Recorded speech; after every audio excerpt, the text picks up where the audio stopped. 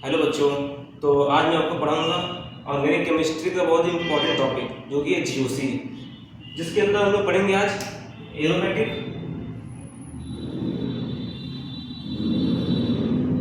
दूसरा पढ़ेंगे यहाँ पे एंटी एरोमेटिक,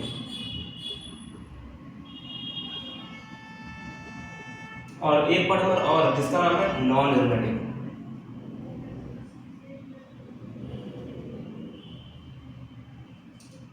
ठीक है, तो आज हम लोग तीनों पढ़ेंगे। पहले हम पढ़ेंगे एरोमेटिक, एंटी एरोमेटिक, फिर पढ़ेंगे हम लोग नॉन एरोमेटिक।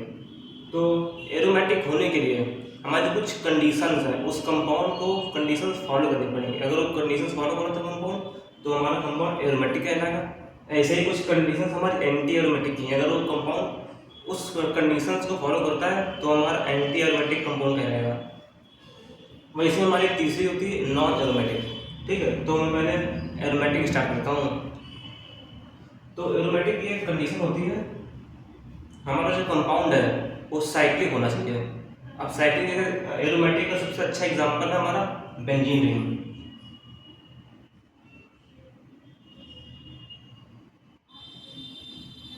या बेंजीन देख रहे होंगे, तो इसको देखिए पूरा साइक्लिक कंपाउंड है, तो यही हमारी पहली कंडीशन एरोमेटिक होने की। ठीक, और दूसरी में जो हमारी रूल है वो कहता है कि जितने भी हमारे कार्बन हैं एरोमेटिक कंपाउंड में वो सारे sp2 हाइब्रिडाइज होने चाहिए। जैसे यहाँ पे देखो जितने भी कार्बन हैं वो सब sp2 हैं,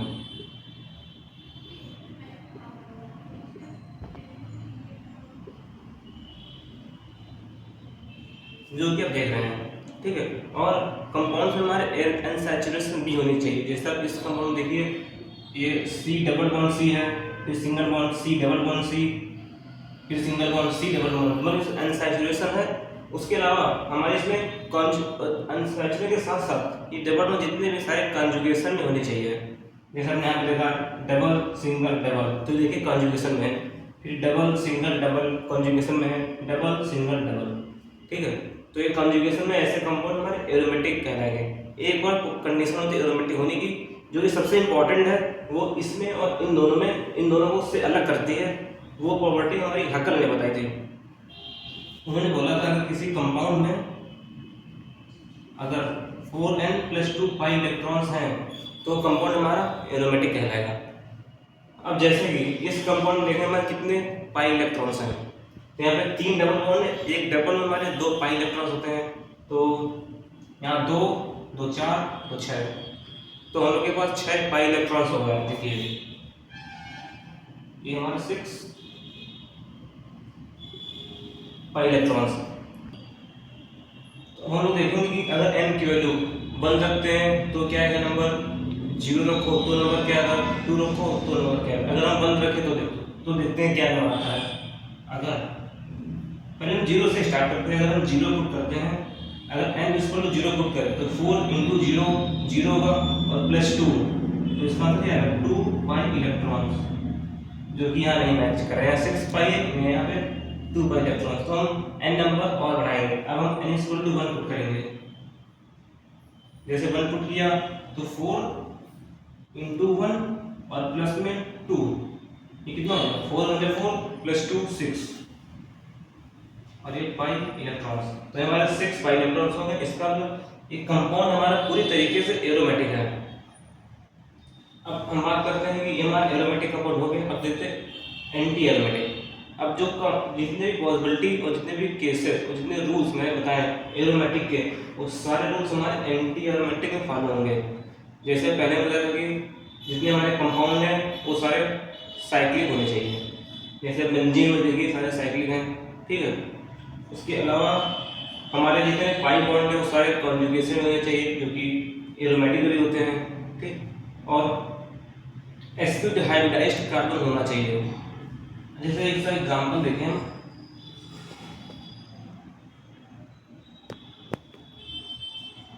एक बहुत अच्छा एंटी एरोमेटिक कंपाउंड है। जैसे इसमें आपने देखा इसमें हक्कल फॉलो हो रहा है, लेकिन इसमें सारे कंडीशन फॉलो है, लेकिन ये कंडीशन फॉलो नहीं होती एंटी एरोमेटिक में। ठीक है, इसमें सारे हमारे कार्बन सारे प्लेनर है, यहाँ भी प्लेनर है। ठीक, अब देखते हैं यहाँ 4n+2 पाई है, और दोनों में डिफरेंस हमारा यही है, यहाँ 4n+2 पाई इलेक्ट्रॉन्स है, यहाँ पे 4n पाई इलेक्ट्रॉन होंगे। ठीक, अब देखो इसमें हम पाई इलेक्ट्रॉन देखते हैं, यहाँ 2 डबल बॉन्ड है, एक डबल बॉन्ड 2 पाई इलेक्ट्रॉन्स होते हैं, तो यहाँ पे 2 डबल बॉन्ड में कितने हो गए 4 पाई इलेक्ट्रॉन्स। अब ये हमारी जो कंडीशन इससे मैच करते हैं, क्या ये इससे आंसर आ रहा है कि नहीं आ रहा। अगर n की वैल्यू 0 पुट करें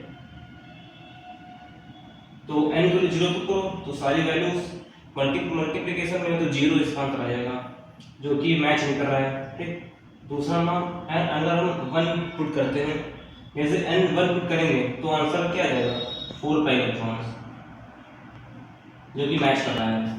तो ये हमारा कंपाउंड एंटी एरोमेटिक है। ये हमारा मेजर डिफरेंस एरोमेटिक और एंटी एरोमेटिक में। सारी रूल्स सारी कंडीशन सेम, बस यहाँ अंतर हो जाता है 4n पाई इलेक्ट्रॉन्स जो कि हमारे एंटी एरोमेटिक में होते हैं, और एरोमेटिक में 4n+2 पाई इलेक्ट्रॉन्स होते हैं। ठीक, ये हमारा हो गया एंटी एरोमेटिक। हम देखते हैं कि नॉन एरोमेटिक, जितनी भी कंडीशन हमने आपको एरोमेटिक और एंटी एरोमेटिक बताई है, तो कोई भी कंडीशन हमारा नॉन एरोमेटिक फॉलो नहीं करता है। जैसे मैंने बोला था कि सारे कार्बन sp2 होने चाहिए, लेकिन यहाँ भी कोई गारंटी नहीं कि सारे कार्बन sp2 हों। जैसे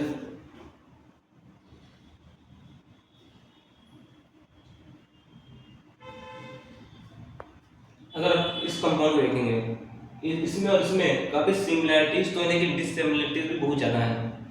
जैसे साइक्लिक है, साइक्लिक यहाँ भी कंडीशन जो भी फॉलो हो रही है, कॉन्जुगेशन यहाँ कॉन्जुगेशन, लेकिन यहाँ पूरे में कॉन्जुगेशन, यहाँ केवल बस यहाँ कॉन्जुगेशन और यहाँ कॉन्जुगेशन, इतने में कॉन्जुगेशन है, बस इतने में। और यहाँ कंडीशन क्या होता है कि पूरे रिंग में कॉन्जुगेशन होना चाहिए, जो कि फॉलो नहीं कर रहा है। तो ये बताना चाहूँगा कि जितनी कंडीशन है यहाँ बताई थी, वो कोई भी कंडीशन ये फॉलो नहीं करेगा, तो हमारा नॉन एरोमेटिक हो जाएगा। अब देखो यहाँ मैंने बताया सारे कार्बन sp2 है, लेकिन यहाँ एक या 2 कार्बन हमारा sp3 होगा। जैसे ये कार्बन है, ये हमारा sp2 है, ये भी हमारा sp2 है, ये sp2 है और ये sp2 है, और जो हमारे 2 कार्बन बचे हैं ये हमारे sp3 हैं।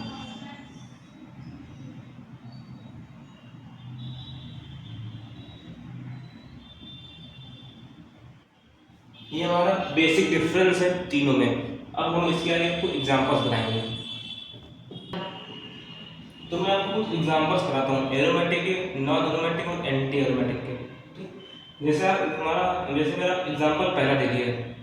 पहले एरोमेटिक की कंडीशन थी, पहली कंडीशन ये थी कि हमारा कंपाउंड साइक्लिक होना चाहिए, जो कि साइक्लिक है। दूसरी कंडीशन थी कि कंपाउंड में डबल बॉन्ड कॉन्जुगेशन होना चाहिए, लेकिन यहाँ एक डबल बॉन्ड है, सिंगल यहाँ डबल बॉन्ड नहीं है, तो ये एरोमेटिक कंडीशंस फॉलो नहीं कर रहा है, तो ये एरोमेटिक तो नहीं होगा।